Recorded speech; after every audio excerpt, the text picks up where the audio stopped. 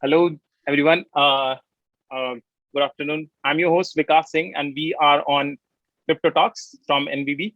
And today we are going to talk with very amazing personality. I think we mostly people are aware in the crypto ecosystem who that guy is, and they have already seen him. They have already listened to him talking on many events.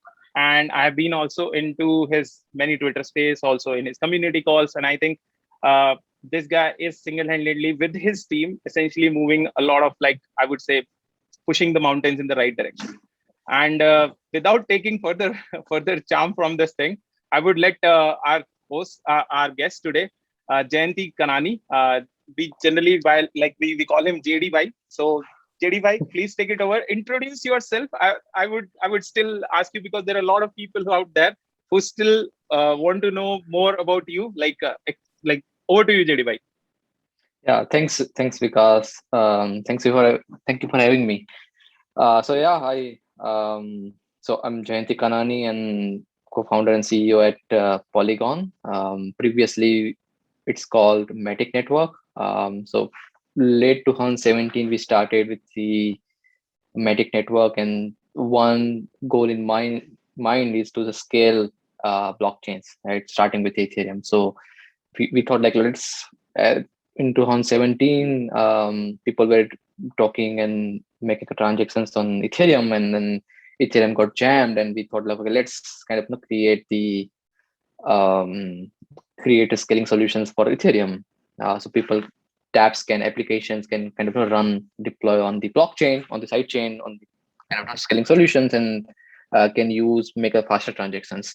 So that was the only goal, without any kind of no thinking a lot of uh, market about market and technology. I just started with the idea and kind of built on top of it. Yeah.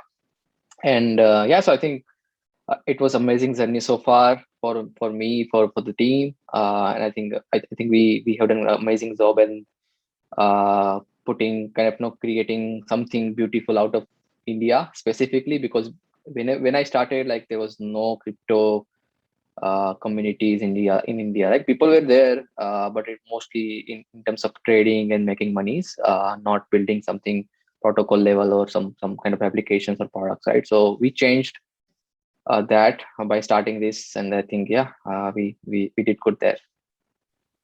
Absolutely, JD. I think we'll touch base on this. So for the audience, I really want to put a little bit of number into the context. So today, or I think I would say, like, Matic essentially reached almost to, I think it crossed 20 billion once, right? When Matic hits Yeah. to more than $2, right?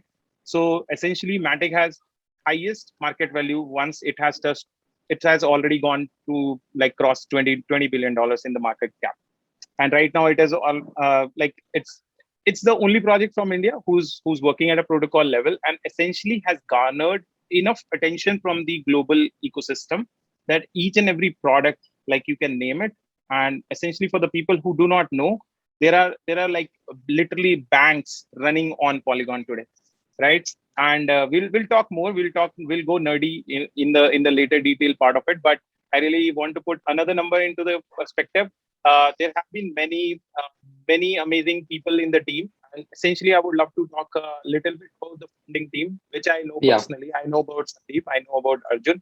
So, like, I'm personally interested, and maybe Yeah. the audience would be like, how did this holy trinity came together, JDY? Yeah, definitely. So, when I started, I was sitting in kind of co-working space in Mumbai. After I left housing, like, I joined one small co-working space, and I was sitting there, and I was kind of doing some freelancing work in crypto specifically. And then and of course, like, I was also building multiple side projects in parallel. And then Anurag Arjun was sitting just opposite to me, and he was doing something else. Like, he was building the GST startup for at the time, like in GST, and the whole data aggregations was kind of very early at the time, 2017, and he was looking to do something in analytics side of the GST with his team. And then we, like, on the daily basis, we talked a lot about like what I'm doing in crypto, what I'm planning to do in in the Matic network. And he kind of seemed very interested. And then other day, he came back to me, and then with Bitcoin, after reading the Bitcoin white paper, right? And then he just kind of talked about like Bitcoin and this and this decentralizations, and he was like, he was very smart, and then I thought like, well, this guy is very very smart, because understanding crypto and using that, it takes a lot of time, lot of energy, like a lot of mental space. Absolutely. And this guy actually did it in one day. Like, he just came back to me other day and with a white paper, like Bitcoin white paper, just the whole thing, and then the whole figured it out. And that's where I thought, like, let me ask him, like, if he wants to be a co-founder. And he said, yeah, yeah, definitely. And then kind of he ditched the GST startup and then started with that. Wow. And then, yeah. And then the same time, I was kind of looking into the, like, I was also trading, right, with a little bit of traders also, like. So I was in the one group. I don't remember the group, but Sanket Shah was running that group, if you know, like, and then I asked Sanket, okay, if you want to join me as a co-founder. He said, I'm not interested, but there is a guy called, in the group, Sandeep. He might be, yeah. And I know, like, I know Sandeep from the group. Like, we chatted on the group as well, for on other topics, by the way. So, like, I asked him. I called with, like, I had a call with him and say, okay, I'm doing something systematic network, building this scaling on the scaling thing. If you are interested, like, maybe you can join hands. And he said, yeah, definitely. Like, he was doing something kind of no service based startup, crypto startup, service based startup. So Yeah. he kind of he left that startup and then kind of joined me as a co-founder. So this is how, like, we, out of the blue, we join hands, for this Matic. Yeah. That's just amazing. And out of my interest, like, when did you yourself read Bitcoin white paper? Just a random question. Yeah, so I read it when I was creating my side project. So there was a side project called Game of Theories. I created it. So it was, you can go and bet on the multiple theories on based on the TV series and movies universe, like Marvels and then Game of Right. Thrones TV series. Yeah, Right. so you can, so after each episode, you can go on that site and then kind of bet money, and then if you're right, you get the money. So that was the just the idea for creating the side project. And then I wanted to integrate payment systems on the same, right? And Right. then so I thought, let me check out this thing called Bitcoin. It could be like, global payment system, as people are talking about that. So maybe I can use that, and I don't need a bank account or company registration or entity, anything, legal entity, right? Just integrate, and that's it. Like, I didn't want to create an entity just for the Paytm integration or Stripe integration or any other global payment systems, right? So that was the idea. And then I looked into the Bitcoin, read the white paper, and then I realized there is also Ethereum and multiple other coins. I started trading, doing stuff in this, started freelancing, creating kind of a Solidity, learning Solidity, building something, multiple projects. And surprisingly, one project I worked with, Pocket Full of Waters, became our first client for Matic Network, right? So I Wow. said, no, yeah. So I said, yeah, hey man, like, no, this looks good. I created, like, I created the early version of the project, and then I said, hey man, like, this could be big if you can kind of scale this project, right? And you can use Matic Network for the scale, and they will Interesting. become the first kind of customer, you could say, for the scaling solution. And it gives me kind of confidence that, okay, hey, I'm building something and I have a customers to start with, Yes. right? People will be using it. It's not just kind of just a fantasy, just I'm just wanted to build something amazing. It's just building something which can people use. There's a tagline for that. Make something what people want. Yeah, yeah, definitely, yes, Yeah, yes. yeah. So you rightly hit the nail on its head when you got the customers camouflaged as your like your first guy, like who was your, like, for whom you were doing your freelancing work. Yeah. I know that's great. Yeah, and also kind of no, there was many other scaling project at the time, but yeah, I looked at everything, and the problem is that everyone is Omis Go Omisego, and yes. and the side channels, sorry, state channels. There was that. The problem with everyone, everything was kind of they are just creating the good tech, but not for the developers. They just wanted to build something, but Right, kind of no, right. yeah. So that was the issue, and I thought like no, if there is a chance to build something in that direction, and yeah, yeah. I can totally relate with that because like when you have a very solid tech, but you do not Mm-hmm. have developers who have a very easy path to actually reach out or to see that walled garden, I think that tech might be essentially go on a very like low steep kind of a thing. It's a Yeah, very exactly like right. a yes, I understand that, and I related because we have projects in the ecosystem who are maybe on a paper is like so cool, but when it comes to let's say tooling and stuff, will like we are like very far away. A developer feels do not feel at home at all. Yeah, Right. we'll talk about them as well. I'll take your cue on those as well.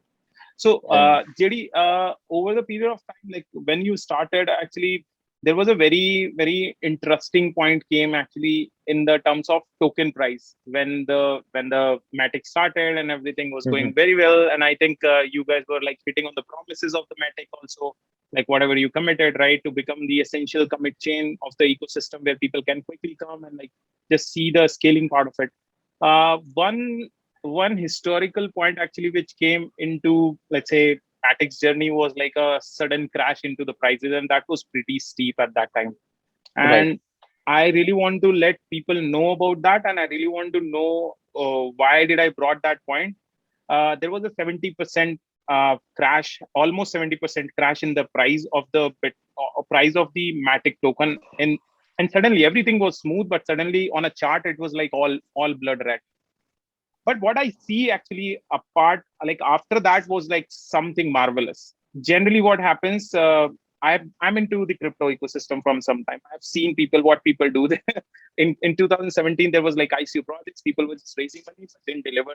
Even we have still those projects who have raised substantial amount of money but still are like far from what they promised from the community, right? But guys, I really want to tell you one thing. The way Matic responded was like phenomenally well. Then not just they actually essentially just to give the confidence to the community folks, they essentially logged their token for further I think 1 more year or so. I think even maybe more. I think JD can correct me.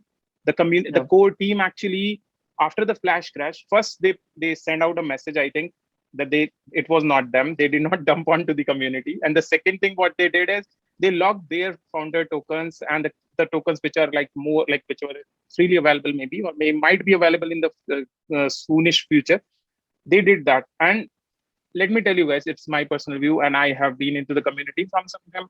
Not many projects do that. They essentially try to wash their hands and they say, "Boss, let's just get out of it."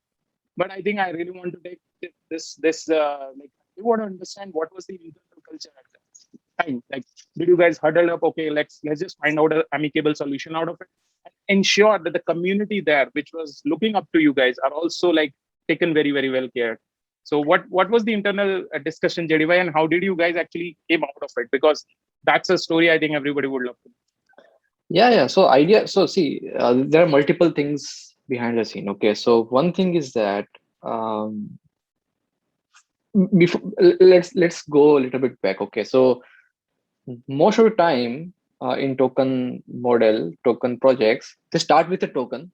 They think about okay, we want to create some token specific project, and then they go back and find the problem. Okay, they find maybe Yes, they was okay, hey, yes. we want to do something in crypto. Okay, let's create a token, but okay, should we build now? So basically Solution. this yeah, so they start with a token project, and then go back with a try to find the problem. Right, most of the time people do that, like most projects, and that's where the tricky situation gets started. Right now, like now you are focusing on token, right, and then you forget about the product. You have something in Yes, mind, okay, hey, I want to create a token, and then product can be anything. I just wanted to create a token. And then when something goes wrong with the token, you forget about the product, and then you get the money out of it, and then let's go start the project. For us, it was different. We wanted to create something, and then product token was just part of one piece of the puzzle, right? It was not the main goal, but it was the kind of support the Absolutely. system, etc. Right? So for us, product was important, right? Community was the important part of that, and the developers were building on our product. Our platform was very important for us. Super So when important. this, Yes. yeah, so when this happened, our thought was to kind of, no, we didn't do anything wrong, right? It was like nothing happened in between. Like we never, like, no, we didn't solve any kind of no solve anything. Founders tokens were there, so we didn't touch it. That, so we knew, like, no, there is, we did nothing wrong, first of all. So it was very clear in our mind that, okay, hey, we need to just handle the people's perception on the Twitter and every social media. That's it. That was the goal, and we did the same.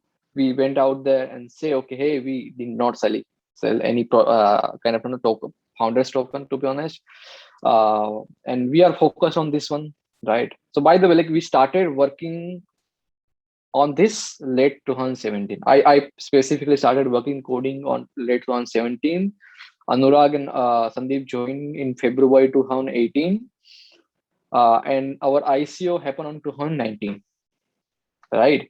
So it is not like that we started with a token, we launched token, and then we started working, Right. right? Right. We did Yes. not do ICO before we started working on that. So Yes. people, yeah, so this is like very different. Like, no, people said, okay, hey, you dumped it and went ahead. Like, no, no, no.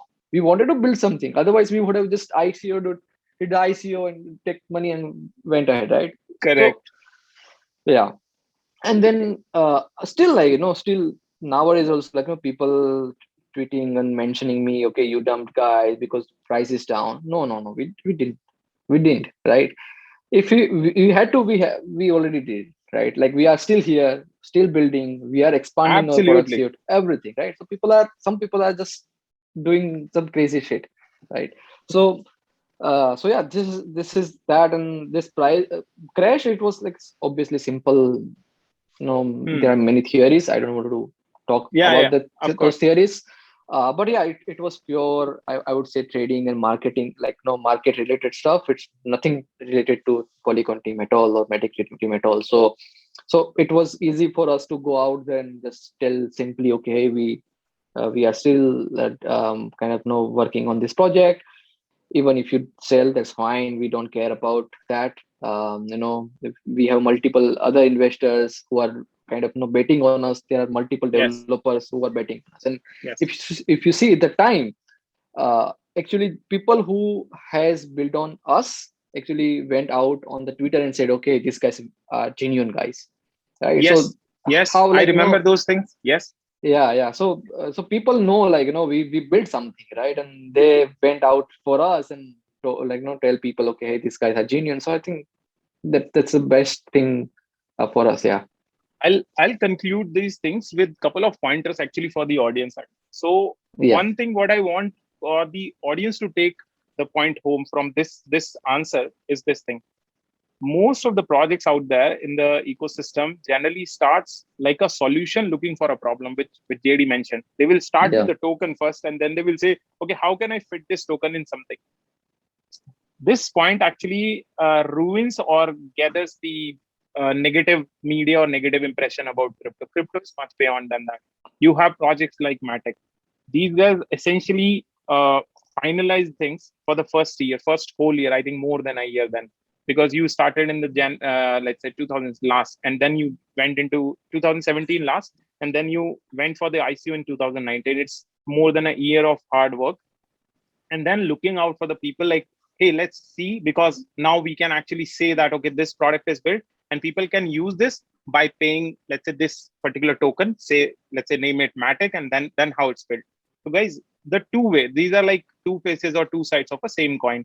One, people come into the product or come into this ecosystem, they do not have any product promises, they just tell you like, okay, this is what we are going to build in the future.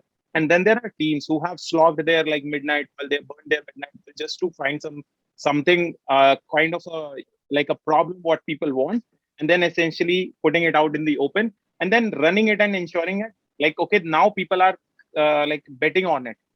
So this essentially is like a very negative thing about crypto, but no, crypto founders are also very, very concerned about not just this thing like, okay, they just have to raise crazy money. Money is always the secondary part, but essentially we have to create a network effect. That's where their people actually pay a lot of attention. That's what JD and the team actually did, and that's amazing, I think. Um, JD bhai, on a very lighter note, help us understand how many products Polygon ecosystem. Okay, one more thing. Actually, Matic was like initial project, but you shifted to Polygon, and Polygon, as the name suggests, that it has many sites. So I think now it is facilitating and integrating with many essential parts of the crypto ecosystem, which is making all these things seamless on a single product called Polygon. So Polygon, aka Matic. So JD bhai, how many products right now we have in Polygon ecosystem? Like your own product, like I think you also, and you might want to touch base with the Hermes as well. Like you yeah, recently actually, that was first of its kind. I think that just I think you should definitely touch base on that as well. Please, over yeah. to you. So when we started, there was a one, you can say like a Matic product and scaling solutions. Now, as a part of the Polygon, we expanded our ecosystem, right? So with this expansion, we are now supporting Polygon SDK, which you can use and create your own chains, app specific chains. We have Polygon Avail. So Polygon Avail is the a product where you can go and kind of use it for the data availability layer, right? And then we have Polygon Hermes. So Hermes is the project we just acquired a few days back, and it was the first of its kind a token merger happened, right, in the history of crypto. So where one token project merged with Yes. the other project. So and that project is very important for us because I want to mention is that it works on the zero knowledge proof based technology, zero knowledge technology, right? And it means that this is the cutting edge technology. So for every project, every L1, every L2 was working. Kind of most of the L2s were working on the scaling problems, scaling solutions, where they try to kind of know do some of the trade-offs on the proof side, some of the trade-offs on the consensus side. But with ZK, we are trying to go beyond and trying to see, okay, hey, this technology, cutting edge technology, can be used as a scaling solution, right? So you don't have to do any kind of trade-offs on any layer, and still can be secure as a layer one like Ethereum, right? It's very very powerful technology, and we have yeah. So with that, we going to create the ZK EVM rollups. Right. So this is the product suite we have. We have Polygon POS, which is the Matic product itself, like this to start with, and then we have Polygon Avail, Polygon SDK, and then now ZK rollups, right? ZK EVM rollups. So this is amazing. Kind of, we are working on, and if you think about currently the Polygon POS ecosystem, we have thousands plus applications deployed on Polygon POS, right? That's We are huge. making Yeah, we are making 7 to 8 million transactions per day, right? Wow. Yeah.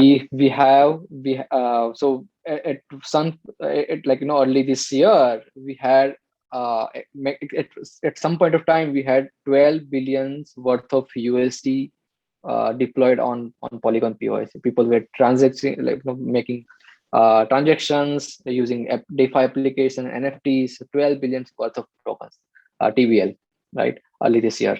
So yes, this is kind of we did good at kind of on the Polygon ecosystem side, and I'm hoping with Polygon Polygon Hermes, CK rollups, we're going to kind of create a new era of scaling solutions. Yes, I think this was important for people like who really want to know. Okay, and let me actually put this numbers a little bit in perspective with the Yeah, other chains out there, right? sure. So I think Bitcoin network essentially does I think 3 to 7 transaction per second in the no per second. I think yeah, that's the TPS So essentially yeah, transaction per second Ethereum, three to yeah, seven. Yeah, Ethereum does more. Ethereum does more, and Ethereum basically just put the Ah, perspective like Ethereum hmm. is doing 1 to 1.5 million transactions per day. That's what I'm saying. Like Polygon is Yeah, doing 5x or 6x more. yeah, Yes, yes. And yeah. I don't So know and like what is the multiple for Bitcoin network though. yeah, and if you think about the Polygon SDK and the ZK rollups we are coming with, it's going to be blast. Yeah, Awesome, awesome, guys. And to all the people, just let me actually put this thing again in perspective. So there is this Bitcoin, like, and we are comparing it right now only with blockchain net. Let's say there are let's say Visas and the Mastercards of the world. They says that the range actually lies into 20,000 to let's say 25 or 30,000 per second because it's a global payment rails across the world, right? So Visa is running the world, let's say on the credit, like those financial rails, like it has the capacity of transacting almost 20 to 25,000 transactions per second. Now, this is the world which is going to get disrupted with the products like these. Of course, not immediately, but slowly and gradually, technologies are getting revived. Consensus protocols, essentially, which is actually is the heart of all these things, is getting evolved like anything. And I think in blockchain world, Polygon is doing amazing. Like Ethereum main chain, and that is like as already mentioned by one I get these 6 times, that's a huge number. And I yeah, think it's gonna, as JD is saying, like it's gonna increase. Like, I'm pretty excited with this now. What's the limit now? Yeah, cool. yeah. I mean, idea is to kind of look. My worry is that the whole everyone in the crypto won't be able to handle the transactions in the future because I'm I'm seeing a huge surge of people coming into crypto, right? Yes, And yes. we have to be ready for that. And there is a market, so we need a product to fit that market, Sustain, yes. right? I'm Yeah, now worrying about subgraphs, like the graph call actually, the subgraph project actually. It needs the data from these faster chains. And we yeah, know, like we like I think you and us can, and essentially the tech people can, there's like let's say there's a chain which is producing, let's say, or handling these many transactions. Think about those indexers who have to index this much data and serve the community who wants to now depend on those let's say subgraph protocol. So yeah. I I think mean we are gonna see yeah, amazing innovations. yeah. I think the problem with the indexers are the data are very very kind of customized, right? So my data can be different as your data because I can be kind of customize my needs, like my contract events and everything, and then yours. So for example, let's say if you're talking about the Facebook data pipeline or Google pipeline data, like they also handle amazing scale. But the problem here is that uh, the Google data and the Facebook data are structured data, right? Here it's a Yes, non-structured data. it's a not structured data. Yeah, and every kind of data pipe, like events are different than something else, right? So it's very hard to scale it. Yeah. Very hard to, yes, yes. And JD, because you touched on this, or we touched upon, like just to put the perspective, uh, I know that you was working in housing and like you took a shift over to crypto, right? So Yes. maybe you wanna give this like little bit of motivation to the people like who are working in Fang, or like they're working at a very comfortable position. They wanna just take a test the water. So what was your like conviction which helps you to took the leap of faith that you want to go from a very awesome data science job at housing to amazing newbie world, not newbie but still a world it's with, New crypto. which is Yeah. which is in its infancy, I would say. Yeah. Yeah. I mean, for me, I always kind of learn the new things in every company. So when I started with persistent systems in Pune, I just learned JavaScript. I contributed to JavaScript. I learned Java, Scala, and multiple other languages. So a little bit of Ruby. And then I jumped into the other startup, which is by the startup, the founder, Rupik founder, right? So before he started Rupik, he Right. was he created another startup called Function Space, and I was there as a first employee. So there I use PHP, right? And then Right. like I yeah, and when I started kind of started coding in that startup, I knew about the PHP, and then I learned in 1 or 2 days and started with that. And then in housing, mostly again like Python, and then other languages like Java and etc. Right. So for me, it was kind of always learning things. And in crypto, again, like I have to learn new things. So it was kind of just in my mind, I was just learning, right? It was not related to, okay, hey, I'm going into the different market. I was sure, okay, hey, Right. if it does, if this doesn't work out, I can do something else. It's not a big deal, you know. That's fine for me. Yes. Yes. Yeah. So it was not like, if I don't learn crypto, something will happen. It's like, no, I'm just learning crypto. So and then I started with the freelancing stuff. Okay. After housing, and then in freelancing, I just learn solidity and everything. So the idea is to kind of know, if you learn anything, I see, like, you also, of course, like, you before joining in crypto, you were doing something else. So if you have some enough motivation to do something, like, you would do it, like, doesn't matter what is the next step is for you, and the language and the tech or anything, right? So same thing, I told many people, to be honest, that, you should come into crypto, learn about crypto, because it's going to stay for a while now. Like, in Now it's gonna 2017, stay. Now it's gonna yeah, stay. yeah. Yes. So yeah, so basically, it's just about learning stuff. I see people in Amazon, Google, Facebook. They're also kind of, now very interested in crypto, because the individual company also started looking into crypto, like Facebook also doing something in crypto.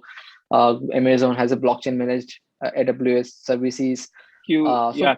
Yeah. So I think everyone should look into the crypto, and if you are in a good position in current company, in Web2 companies, definitely should look into crypto, because I'm seeing a lot of people in Web2 companies are moving and exploring cryptos, I right? I just wanna, yes. I think that should give the motivation to the people who are working in the existing, like, all the amazing wherever you are. Like, I think, but they should definitely start checking out this one, because the spectrum is moving into that direction. And I just wanna, actually, this just came on top of my mind while you were explaining this thing. So I remember this thing. One of my senior was discussing about something in let's say, like 2 years back, and he was telling me that the database in the company has been designed in such a way that it never peek into the database, but it always have the value ready somehow in this thing, like, ready, available in some side of a cache. Okay, I'm so sorry if I'm going nerdy, but I was just trying to tell my senior, I was trying to tell my senior in such a way, like, I think that guy must have done the Bitcoin architecture, because what do you call that? I'm forgetting the transaction UTXO model. The UTXO model doesn't peek into a database. It always have your like how many bitcoins you have, sort of that. So yeah, okay. I'll stop nerding, but I really want to take your JDP. I want to understand now. Uh, you essentially, I have seen that you are like now pushing a lot of let's say, either in terms of small investment into the founders, or like you are essentially now investing your time, giving your time to actually create more mechanism, that from where, like, now new builders can take new leap of faith. What are you essentially doing in that direction? I really am interested, and I want you to tell it in more detail, because the audience here today can actually do much justice to that, because they would be looking up to you, like people like you. What are you doing to help me, to make it easy for me to actually take that leap of faith? Yeah, I mean, when I started, there was no money like available for me to take, right? Like, in terms of grant, no one is kind of doing grants in India. In terms of support, advisors, like nothing was there, right? And so it kind of, for all of us, like for Sandeep, Anurag, and me, like for all of us, like we were like alone in this journey, right? Until now. And then we realized that, okay, hey, like, why, like, if we are successful, we should also, um uh, yeah. So Okay, so we are also thinking like, now like it's a time we can help people. We started in India or globally basically, right? And we can help them, and then also provide a grant, advice, and an investment, right? So that's where, like, we are currently as a part of the Polygon. We are giving a lot of grant to early developer teams, right? So even if you are a college kid, you are a kind of a small group of developers, like we kind of Wow. give grants around like 10 to 25k USD. So it's good money in India to start something, to be honest, right? um, so we do that. We just created the arm of Polygon. It's called Polygon Studio. Using that, we are also doing a little bit more investments around like 100k to 250k to 500k type of, or sometimes we lead the investment round and give Wow. the investment to NFT projects, gaming projects who are building on Polygon, and in general in ecosystem, right? So it's very very and we of course, like we do a lot of hackathons. We do a lot of hackathons in terms of, you can see, like, we Instant Apps was one of the people who Yeah, came yeah. out of the Instant app is hackathons. a yes.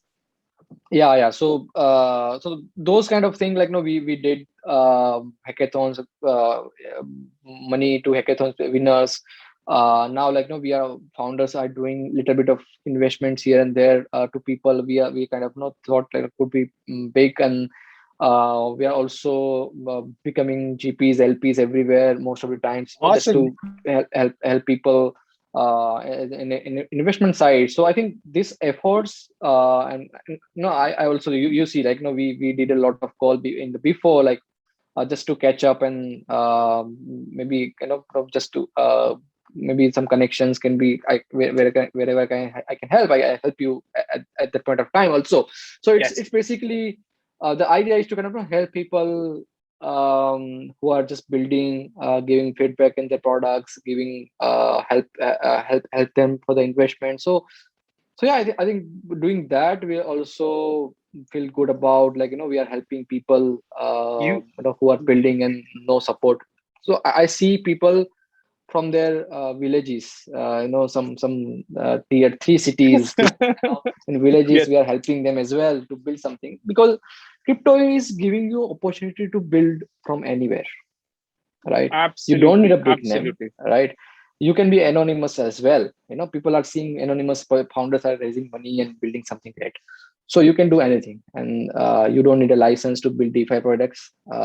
That's amazing, right? You can create any DeFi Absolutely. product, fintech product, and blockchain without any taking any permission. So it's a very beautiful thing, and I'm always happy to help founders. Yeah, No, I think I personally can actually vouch for that. Sandeep, yeah. JD has been very instrumental in, like, whenever I wanted to reach out to them, I just tweet them, or like tweet or DM them. Like, these guys were like always available.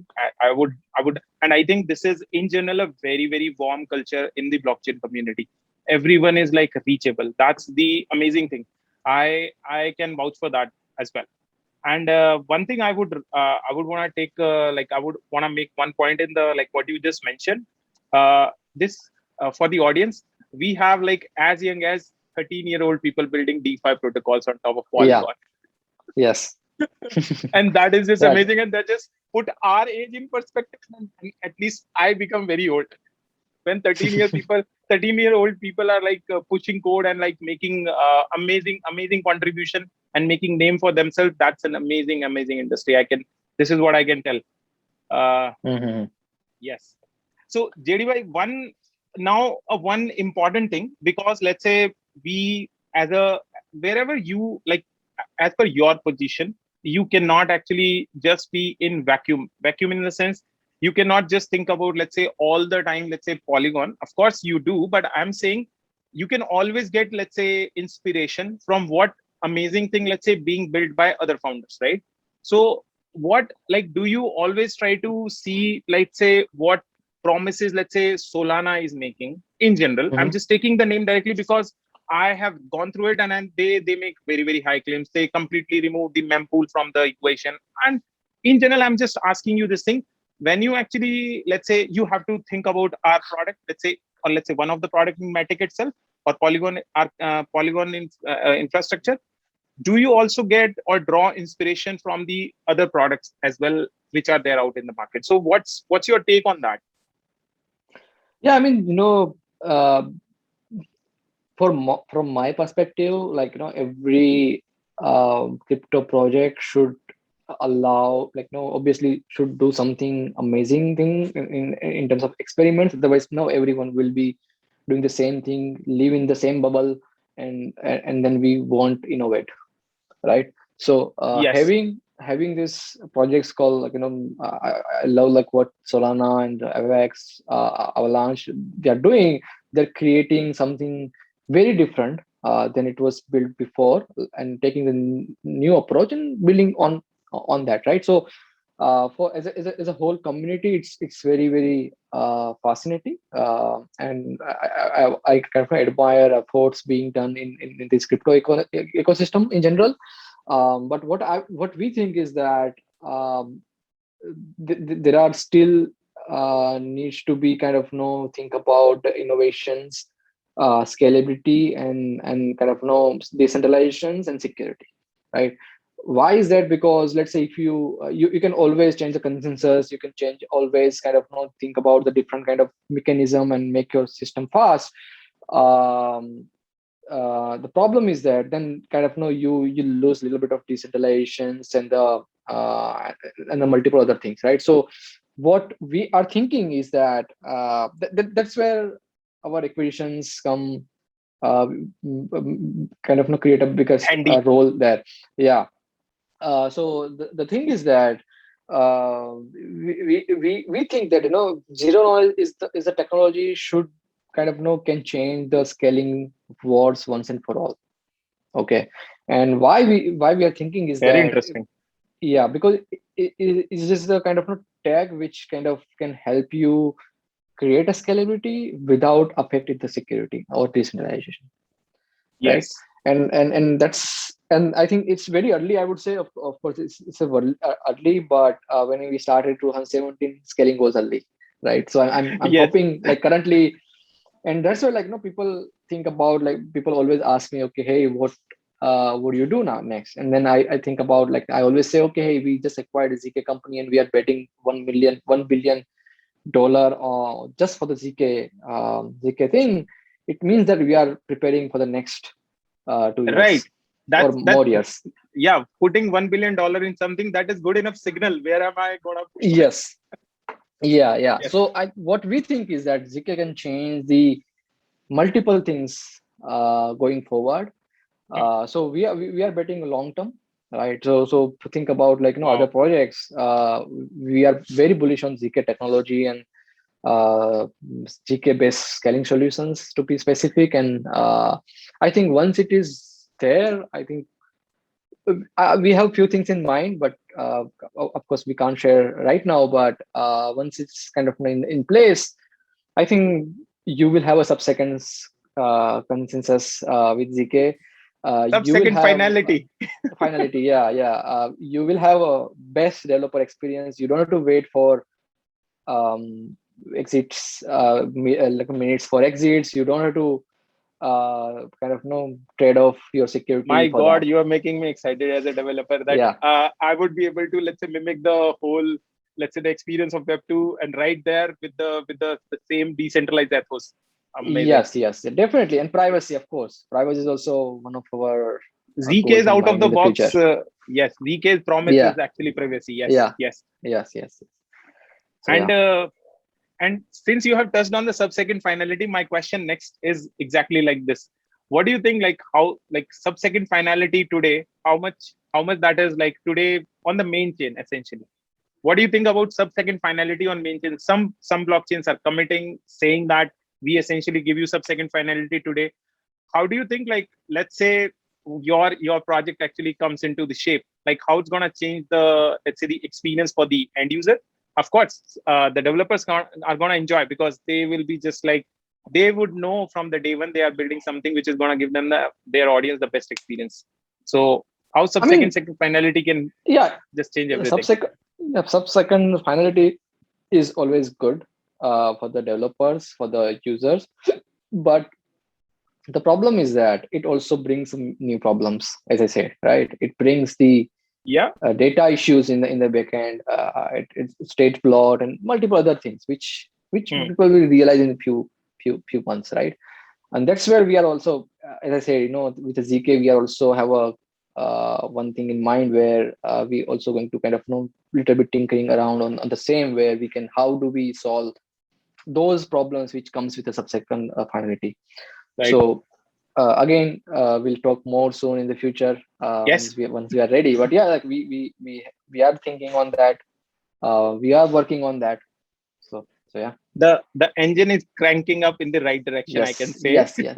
Yes. Yes. And on the final note, JDY, I will give you like take a minute or two, but give your message to the awesome builders out there who are actually watching it, getting inspired by your story, getting inspired by your hustle, Sandeep's hustle, Anurag's hustle, and the team. Like they look up to you, we look up to you, I look up to you guys, right? So give your message to those people who are either sitting on the fences, want to join, but they can't join.